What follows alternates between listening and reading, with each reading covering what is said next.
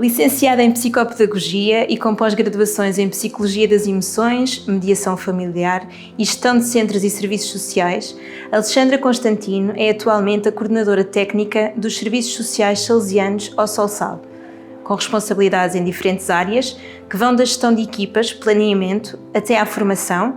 Alexandra tem a seu cargo, em conjunto com a equipa que lidera, o desenvolvimento de ações continuadas de promoção e de prevenção de crianças e jovens em situação de vulnerabilidade pessoal e social. Inspirados pela mensagem que o Papa Francisco escreveu para o 5º Dia Mundial dos Pobres, começava por perguntar a Alexandra e por agradecer a disponibilidade para estar aqui hoje connosco, o que é o Solsal e quais os seus principais objetivos. Começo por explicar que o Solsal é o nome dado pelos salesianos de Portugal às obras e serviços sociais salesianos. Para explicar, os italianos, ou os salesianos de Itália, têm o nome que deram é os salesianos pelo social, Espanha optou pelas plataformas sociais salesianas e nós pelo Solsal. Inicialmente não era assim. Começámos pequenino e depois o nome foi tão bem aceito que decidimos que era ótimo se pudesse ser, digamos, a nossa imagem de marca. O Solsal é a primeira sílaba de duas palavras, solidariedade e salesiano. Mas tem um outro significado aqui, sol e sal. Vós sois o sal da terra, vós sois a luz do mundo. E eu gostaria de frisar muito isto, que é exatamente isto que nós queremos ser para as nossas crianças, adolescentes e jovens. Ser a luz do mundo e ser o sal da terra. Uma luz moderada e um sal, aquele temperozinho a amor, a afeto, a companheirismo. Objetivos, para falarmos assim mais concretamente.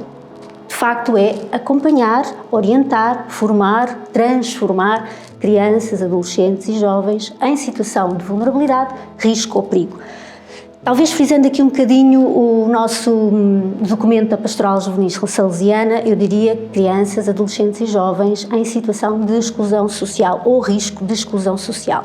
Obviamente que as crianças nascem numa família, a família é a primeira janela para o mundo, portanto as famílias também estão incluídas nisto. Por outro lado, queremos educar para uma participação social que seja responsável, que seja solidária, através de ações que são também de reflexão, portanto tem uma parte teórica e uma parte prática e que promovam exatamente esta participação muito responsável na nossa sociedade, nos problemas que nos afetam, com uma educação intrinsecamente evangelizadora e muito ao estilo de Dom Bosco. Depois, também queremos criar e desenvolver projetos de vida para os nossos jovens e nossos jovens adultos. E esse é, digamos assim, muito rapidamente os 3 grandes objetivos que temos no Solsal. A Palavra de Deus impele-nos a ter uma atenção particular para com os pobres. Qual é o papel do Solsal nas comunidades em que se insere? Para além de tudo aquilo que já falou agora, mais especificamente em cada uma, ou destacando uma ou outra? O papel do Solsal pretende ser o papel do bom samaritano, aquele coração que vê e salva, que vê, que sente compaixão, que se aproxima, que cura as feridas, que acompanha, que leva para um sítio seguro, que garante o restabelecimento e que volta sempre para ver se está tudo bem e permanece bem. Sempre tereis pobres entre vós, foi a frase que serviu de inspiração para a mensagem do Papa Francisco para este Dia Mundial dos Pobres e que nos recorda da existência dos mais carenciados. Estes tempos de pandemia que estamos a viver vieram evidenciar ainda mais as clivagens que já existiam anteriormente? Sim, isso é óbvio. Curiosamente, eu não iria tanto para o aspecto diretamente económico, mas para as consequências que o aspecto económico tem. E vamos voltar, eu voltarei sempre a esta questão da educação. Vamos falar nas nossas crianças que estão em escolas do ensino chamado público, que não tiveram computadores para assistir às aulas. Ou então, que tinham um computador para 3 ou 4 crianças. Vamos falar destes pais que não percebem nada de computadores, nem de Zoom, nem de Microsoft Teams e que, portanto, não podiam ajudar estes miúdos. E de miúdos que não gostam de escola. E então são muito bons a jogar, mas nas plataformas nem por isso. E, portanto, havia aqui sempre esta tentativa de dar a volta à situação e não frequentar as aulas, portanto não assistir. E isto foi muito complicado, foi talvez das situações mais complicadas que tivemos aqui, porque se formos a ver em termos de pedidos de ajuda, os pedidos de ajuda que tivemos nessa altura já praticamente todos saíram, portanto voltaram à sua vida normal, mas se formos a ver as consequências que houve neste tempo em termos escolares para os nossos meninos, foi terrível, terrível.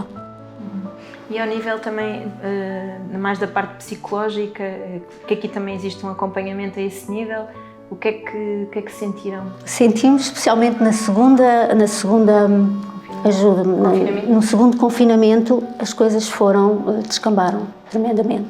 E, portanto, já tinha havido imensos, em termos de sinalizações à CPCJ, aumentaram substancialmente. Por questões muitas vezes a ver com muitas vezes mesmo a ver com as dinâmicas familiares. E, portanto, não vamos alargar, mas situações que foram recorrentes desta situação de pandemia. Na sua opinião, o estilo individualista tão característico desta nossa sociedade é cúmplice da pobreza que marca esta atualidade ou a nossa atualidade? É, porque o outro passou a ser visto como uma ameaça. É alguém com quem nós competimos, com quem nós nos comparamos. Muito por culpa de uma sociedade que promove o consumismo e, portanto, eu comparo-me com o outro, que promove a competição, eu comparo-me com o outro. Só que nós somos todos irmãos e, portanto, isso não deveria acontecer. E há que haver aqui uma alteração nesta forma de perspectivar o outro e de sentir que o outro é uma ameaça à minha sobrevivência, porque o outro não está contra mim, está comigo, ao meu lado. E o que é que nós, enquanto pais, educadores, podemos fazer nesse sentido também para conduzir os jovens a essa percepção de que quem está connosco, ao nosso lado, não está a competir, mas está exatamente ao nosso lado? Estamos a falar de processos educativos, que não são só processos educativos formais, mas que são também informais e não formais. Nós aqui trabalhamos muito na educação não formal. E aquilo que fazemos, em termos, por exemplo, com os nossos pais, nos nossos encontros para a promoção da família, é exatamente trabalhar essas questões, porque muitas vezes os pais passam aos filhos a sua própria experiência. Então, se a mim me trataram mal, filho, tu tens que ter atenção porque as pessoas todas tratam mal, ou normalmente tratam mal. Portanto, não estamos a falar de exceções, estamos a falar de regra. Voltarei provavelmente a usar esta palavra muitas vezes, mas é uma questão de educação. Ainda aqui no campo das desigualdades sociais e das diferenças existentes, qual é que é então o caminho que deve ser percorrido para que estas diferenças sociais ou desigualdades possam ser, eu não digo superadas, mas atenuadas? O que é que está ao nosso alcance fazer? Eu vou fazer eco das palavras do Papa Francisco numa dos fatores que eu acho que têm mesmo que ser alterados, que é a nossa relação com o dinheiro. Um sistema económico que idolatra o dinheiro não funciona. E agora vou aqui fazer a citação que diz: o capitalismo desenfreado é como Herodes que semeou a morte para defender o seu próprio bem-estar, a sua bolha fechada. O dinheiro deve servir, não governar. Como é que isto se faz? Educando. Nós necessitamos de líderes que coloquem o homem e não o dinheiro no centro. Nós, os católicos, seguimos um determinado tipo de liderança, que é a liderança de Jesus Cristo. E a liderança de Jesus Cristo foi uma liderança ao serviço. Daí que, por exemplo, nós neste momento estejamos a construir um programa sobre liderança ao serviço para adolescentes e jovens. E começamos a trabalhar isso já num programa que chamamos 1815, que é um programa para o primeiro ciclo, que acompanha numa sala de aula fictícia, portanto, este primeiro, segundo, terceiro e quarto ano, e que tem, entre outros coleguinhas, um colega chamado Joãozinho Bosco, que vai crescer com eles também, com os seus problemas, com as suas dúvidas, com o ser criança. Então, no primeiro ano, eles são uma turma de detetives. E o que é que eles fazem? Vão estar muito atentos às pistas que a vida nos dá, dos outros. Isto tem a ver com, por exemplo, reconhecer as emoções nos outros, perceber como eles se sentem, estar atento a qualquer coisa fora deles. Depois, no segundo ano, são saltimbancos, muito à imagem de João Bosco.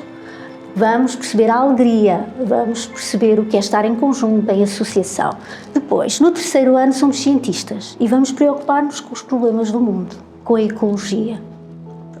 No 4º ano vamos ser políticos e dizer que os miúdos adoram esta parte, não é? E é aqui que eles vão ser deputados e vão começar a ter esta noção do que é tomar decisões e fazer esta ponte para o estilo de líderes que nós queremos, de alguma forma, criar. O que fazer, então, para dar vida a processos de desenvolvimento onde se valorizem as capacidades de todos? Onde tudo esteja ao serviço, não é? Patrícia, sabes assobiar? Mais ou menos. Então, estamos a falar de Bartolomeu Garelli e nesta situação em que João Bosco vai buscar aquilo que há e que as pessoas têm, seja por muito pouco que seja, é o que têm e o seu melhor. Então, nós devemos partir destas potencialidades que cada um de nós tem, algumas das quais se vão tornar em capacidades, não é possível todas, em vez de partirmos daquilo que as pessoas não têm. E este é o primeiro desafio. Porém, eu volto outra vez atrás. Isto vai muito atrás nos nossos sistemas educativos e nas oportunidades de educação que nós temos.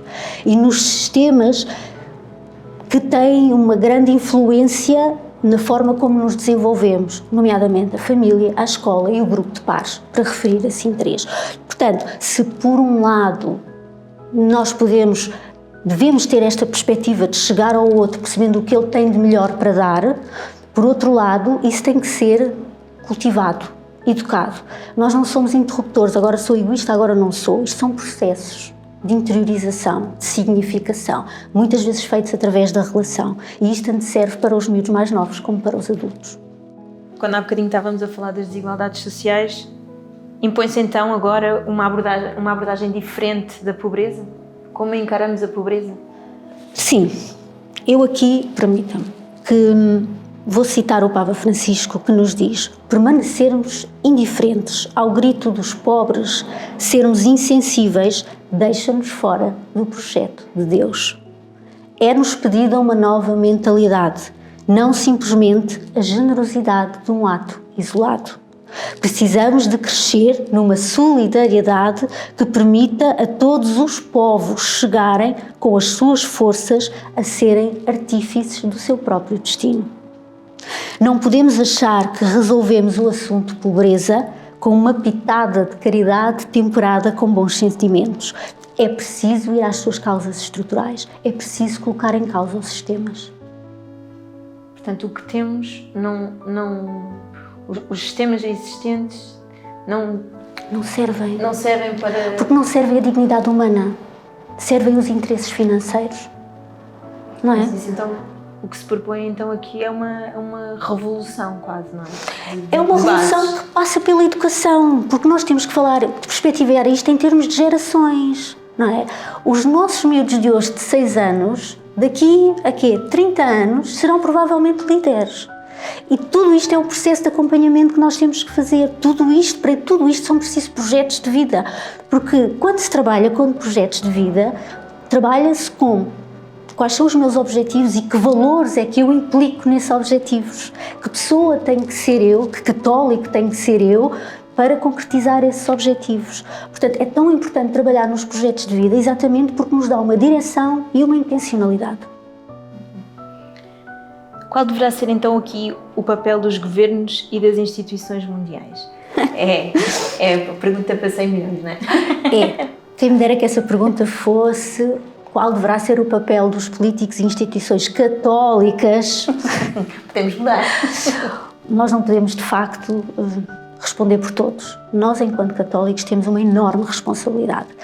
E no livro Sonhemos Juntos, não sei se já ouviste falar, o Papa Francisco diz-nos que uma política que ignora os pobres nunca pode promover o bem comum. Uma política que ignora as periferias nunca será capaz de entender o centro e confundirá o futuro com uma projeção através de um espelho. Uma maneira de desconsiderar os pobres é desprezar a sua cultura, os seus valores espirituais e os seus valores religiosos, descartando-os ou explorando-os para o fim do poder. Nós temos uma enorme responsabilidade de coerência com aquilo em que acreditamos. Uma liderança de coerência com Jesus Cristo. Valores de coerência com o que Jesus Cristo sempre defendeu. não é estar pelos pobres, é estar com os pobres. É mais do que isso. E aquilo que temos que pedir a quem está em posições onde possa existir impacto nas decisões que toma é que, por exemplo, o sistema político não ande a reboque da economia. O que podemos pedir a quem está nas instituições é que seja muito coerente com aquilo em que acredita e que ponha o homem no centro, a dignidade humana no centro. O homem no centro existe muitas vezes, a dignidade humana, como diz, é que não é? Eu acho que a esta altura, Patrícia, nem isso. Nem isso. Porque as pessoas começaram a ser descartáveis e isto é horrível. Verdade. Agora, recorrendo aqui também à mensagem do Papa uma vez mais, achei muito interessante esta frase dele. Na sua opinião, muita da pobreza dos ricos poderia ser curada pela riqueza dos pobres? Vou às palavras de São Paulo para começar por dizer que conheceis bem a bondade de Nosso Senhor Jesus Cristo, que sendo rico, se fez pobre por nós para vos enriquecer com a sua pobreza. Vou parar aqui, nas citações que tenho, para dizer que nestes anos todos que trabalho com populações mais vulneráveis, eles são de uma riqueza incrível. Às vezes fazem-me sentir vergonha de mim própria, porque me deixo ir abaixo por coisas tão superficiais e eles têm uma garra, uma força, uma defesa terrível, por exemplo, dos seus filhos, daquilo em que acreditam. São pessoas assumidamente humildes, mas que querem aprender, que aceitam, que acolhem. Quantas vezes nós nos armamos em arrogantes e achamos que não precisamos dos outros? Isso não acontece com as pessoas mais frágeis. Elas aceitam e levam-nos, têm-nos no coração, que é isso que eu sinto muito aqui. Para elas o estarmos bem é bom, é importante. Preocupam-se connosco, festejam connosco as alegrias, estão connosco nas tristezas e isso é a maior riqueza. Porém, eu vou terminar com palavras do Papa Francisco, que eu acho absolutamente fenomenais, e que diz: é nos pobres que se manifesta a presença de Jesus e há na sua fraqueza uma força de salvação. E se aos olhos do mundo eles têm pouco valor, são eles que nos abrem o caminho para o céu. São o nosso passaporte para o paraíso. Amar o pobre significa lutar contra todas as pobrezas espirituais e materiais. Todos nós precisamos de converter-nos à escola dos pobres, porque eles apontam-nos uma pobreza evangélica. Dizem-nos, com as suas vidas, o que significa viver uma pobreza que nos pode ajudar a não cair na ilusão de dinheiro, de poder, de omnipotência, de egoísmos. Na escola dos pobres podemos conhecer onde está a verdadeira fonte de alegria e da plenitude da vida. Alexandra, só aqui para terminar, eu sei que isto não estava aqui no alinhamento, mas agora estou aqui a pensar. Se eu podia deixar, por favor, uma mensagem neste Dia Mundial dos Pobres, especialmente direcionada para os jovens, não é? Que é, assim, o nosso público. Os jovens têm o condão de fazer maravilhas. Têm uma capacidade de sonhar que muitas vezes nós perdemos com a idade e nós precisamos deles, precisamos desta garra. E as pessoas que estão em situação de fragilidade precisam de gente com garra, de gente que acredite, de gente que sonhe com eles também. Portanto, o meu apelo para os jovens é que as suas capacidades, as suas forças coloquem ao serviço daqueles que mais precisam. Porque a maior riqueza não está em receber, está em dar. Alexandra, muito obrigada pelo tempo que dispensou e até breve. Até breve.